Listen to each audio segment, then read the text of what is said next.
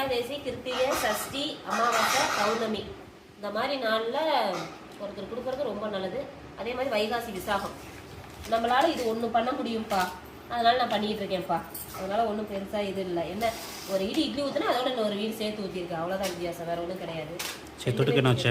என்னப்பா தொட்டுக்க என்ன வச்ச? தொட்டுக்க வந்துட்டு உருளைக்கிழங்கு, பாருங்க உருளைக்கிழங்கு பச்சை பட்டாணி போட்டு குருமா நல்லா இருக்கும் இட்லிக்கு. இது தீபாவளி குருமான்னு சொல்லுவாங்க. இட்லிக்கு வந்துட்டு உருளைக்கிழங்கும் பச்சை பட்டாணியும் போட்டுட்டு வெஜிடேரியன் உள்ளவங்க தீபாவளி காலையில் இந்த குருமா தான் வைப்பாங்க. அப்புறம் வந்து தேங்காய் சட்னி. இது வந்து சைனீஸ் ஃபுட்டுன்னு சொல்லி கையில் கொடுத்தது.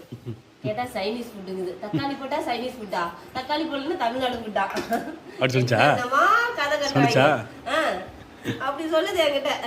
பாப்பா கேட்டோன்னே அப்படி சொல்லியிருக்கு சைனீஸ் ஃபுட்டு அப்படின்னு. நம்ம தமிழ்நாடு ஃபுட்டே என்ன பாதி கற்றுக்கலங்க நான்லாம்.